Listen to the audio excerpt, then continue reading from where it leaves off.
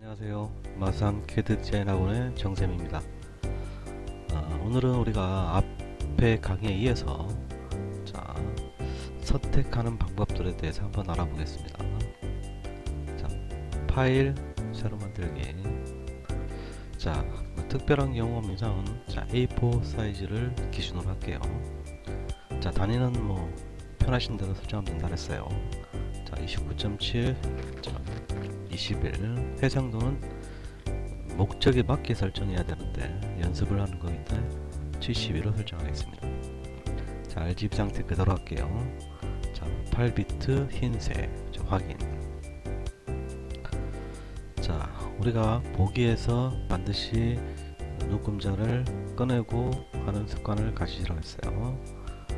그 다음에 격자 무늬도 우리가 꺼내놓고 작업하셔도 됩니다. 이 격자는 필요에 의해서 껐다 켰다 할 수가 있어요. 파일에서 샘플 하나 열었어요. 손바닥을 더블 클릭하면은 Fit on Screen 효과입니다. 화면에 꽉 차게 이미지를 볼 수가 있어요. 우리가 선택을 할 때 앞에 패드 값과 스타일에 의해서 결정을 했었죠. 그래서 사각형 형태의 선택 툴과 또 원 형태의 선택 툴과 선택을 더할 때 Shift 키 누르고 추가 선택할 수 있었고요. Alt 키를 누르면은 빼기가 됐었고 Shift Alt를 동시에 누르고 드래그하면은 교집합만 남다 했습니다. 선택한 부분에 우리가 Ctrl C 하면은 카피가 되고요. Ctrl V 하면은 붙이기가 됩니다. 그러면은 이동 툴로 이동을 하면은 우리가 다른 곳으로 옮길 수가 있어요. 레이어에 보시면은 자동으로 이렇게 하나가 만들어집니다. 우리가 일러스트는 개체 중심별이고 포토샵은 레이어 중심별이에요. 레이어 중심별이라는 얘기는 해당 레이어에 만약에 다른 그림도 같이 있다 하면은 이 두 개가 즉 레이어 1이라는 하나의 레이어에 존재하는 거예요. 옵셀락 하면 클릭하고 쭉 끌고 가서 휴지통에 버리시면 됩니다. 다시 한번 컨트롤 V 해볼게요. 그러면 아까 카피했던 내용이 클립보드에 남아있어서 이렇게 다시 들어올 수가 있어요. 컨트롤 V 한 번 더 해볼까요? 그럼 이렇게 레이어가 자동으로 계속 생기죠. 그죠? 여기서 만약에 이동 툴은 여기 보면 자동 선택이라고 되어 있어요. 이거는 해당 이미지의 개체에 가면은 클릭하면은 지금처럼 움직여지고 자동으로 레이어를 바꿔준다는 얘기예요. 근데 별로 추천을 안 합니다. 왜냐면은 지금이야 레이어가 3개밖에 없고 간단하지만은 레이어가 많게 되면은 엉뚱한 걸 옮기는 경우가 발생을 해요. 그래서 이거는 반드시 꺼주시고 대신에 레이어라는 글자를 더블 클릭해서 이렇게 자기가 원하는 이름을 주시면은 그죠? 그러면은 이게 겹쳐 있는 곳에 가서 마우스 커서를 위에 두고 마우스 오른쪽 클릭을 합니다. 그러면 해당 밑에 레이어 있는 것들이 쭉 배열이 돼요. 그럼 거기서 직접 선택을 해서 옮기는, 마우스 오른쪽 옮기는 이런 습관을 가지는 게 좋다. 여기 보면은 변형 컨트롤 표시라고 되어 있죠. 사이드 양쪽 귀퉁이로 가면 화살표가 모양이 변하죠. 이렇게 크기를 찍고 드래그하면 변형할 수 있다는 뜻입니다. 이것도 우리가 일러스트와 마찬가지로 Shift 키를 누르면은 가로 세로 가로 비율이 일정하게 변형할 수가 있어요. 하고 나서는 엔터를 치시고 사용 안 하실 때는 반드시 꺼주셔야 됩니다. 이 두 개가 있을 때 Shift 키를 누르고 레이어 두 개를 선택을 해주면은 하나 있을 때는 위에 있는 정렬 메뉴가 뜨지 않죠. 근데 Shift 키를 누르면 이렇게 정렬 메뉴가 뜹니다. 그러면은 제일 앞에 있는 게 딱 보시면은 그림에 보이죠. 클릭하면 이렇게 위에 정렬한다는 얘기고 중앙 정렬해주고 하단 정렬해주고요. 이렇게 해주면 좌측 중앙. 자, 지금 표시가 안 나죠, 그죠? 왜냐면 크기가 같은 거기 때문에. 자, 하나를 좀 변형을 해볼까요? 자, 이렇게 좀 길쭉하게 하나를 변형을 해보겠습니다. 이렇게 엔터. 자, 사용하실 때는 끝이라고 그랬죠. 자, 이때 Shift 키를 누르고, 자, 이렇게 해주시면은 왼쪽에 정렬이 되겠죠. 자, 이렇게 중앙, 오른쪽. 자, 그러면 가로로 높이로 중앙, 좌우로도 중앙. 그럼 이렇게 가운데 정확하게 정렬을 시킬 수가 있습니다. 자, 참고적으로 한번 연습을 한번 해보시기 바랍니다. 자, 지웠어요. 자, 우리가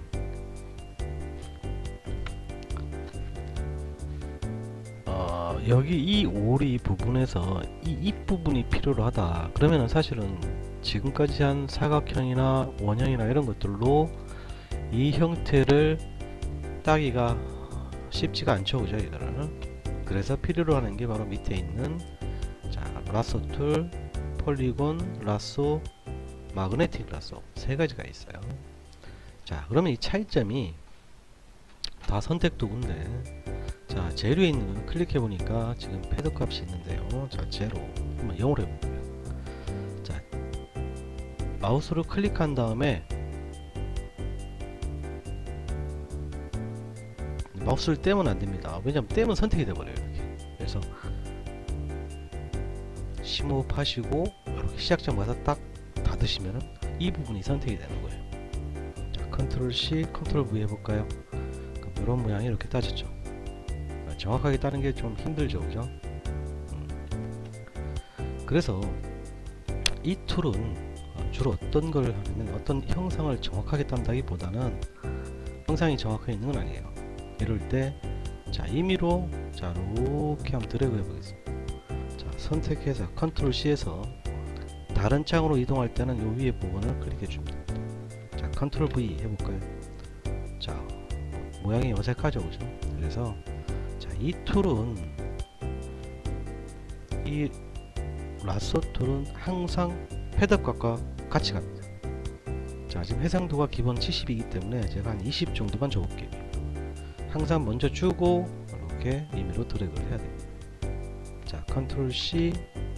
자, 옮겨와서 컨트롤 V.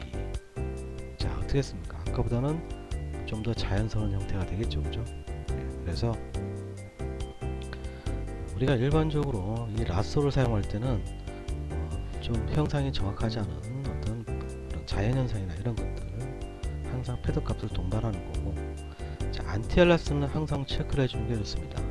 이 안티알라스가 뭐냐면은, 자, 사각형에는 안티알라스가 없습니다. 그런데 사각형을 뺀 나머지에는 다 있어요, 이렇게. 그죠? 이게 어떤 의미냐? 자, 사각형은 자, 선택을 했습니다. 이렇게, 그죠? 자, 색깔 하나 지정을 해볼게요. 자, 우리 앞에서 저 Alt 키 누르고 딜리트 키 누르면은 색깔이 전경색이 들어간다고 했어요. 자, 확대를 해보시면은 어떻게 했습니까? 깔끔하죠. 그런데 사각형을 말고 자, 원 형태를 잡았어요. 자, 그러면 픽셀 모양이 우리가 해상도 얘기할 때 픽셀 모양이 정사각형이기 때문에 원을 구성하려다 보니까 이런 계단 현상이 나타납니다. 자, 여기서 전경색을 Alt 딜리트 해볼게요. 그러면 알리아스의 반대가 안티알리아스인데, 즉 내가 지정된 색과 그 배경의 중간색이 보정이 되는 거예요.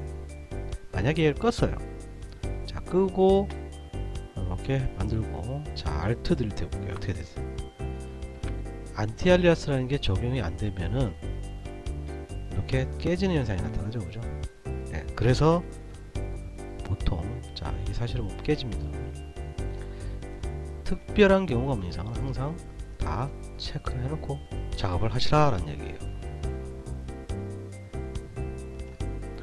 자, 그 다음에 우리가 이제 자, 폴리곤 라소라고 있어요. 자, 폴리곤 라소는 이렇게, 자, 얘 같은 경우는 우리가 자, 돋보기를 확대를 해볼게요.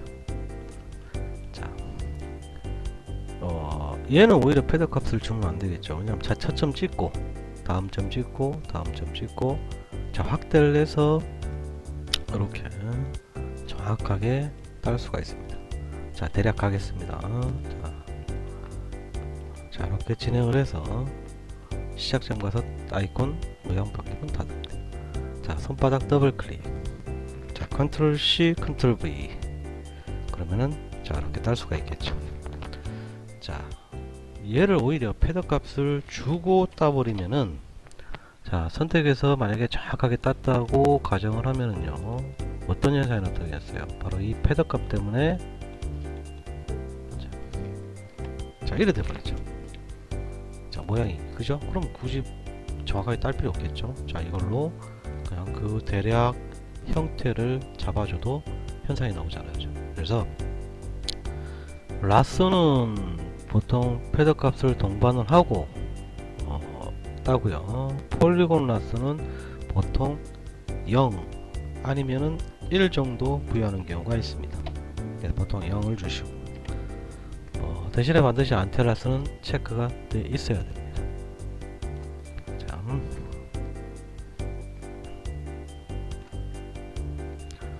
자, 그 다음에 나와 있는 게 바로 뭐냐면, 자, 마그네틱. 자, 요거랑 비슷하게 생겼는데 여기 자석이 붙어 있어요. 이거는 자, 우리 캡스 락키를 누르면은 아이콘 모양을 바꿀 수가 있어요. 자, 이때 폭이 있죠. 자, 20 돼 있고요. 자, 원 크기입니다. 자, 10 해볼까요? 자, 좀 작아지겠죠. 자, 20 주고, 자, 컨트라스트 대비, 자, 프리퀀시 있죠. 자, 시작점을 찍고 이 이미지 경계 주변을 살 움직이면 됩니다. 그냥 마우스로 그냥 끌고 가면은 지가 알아서 이렇게 색깔에 달라붙죠, 그죠? 자, 이렇게 한 바퀴 삥 돌아오시면은 우리가, 자, 빨리 가볼게요. 이렇게 해서 시작점 가서 닫으시면은 이렇게 선택이 됩니다.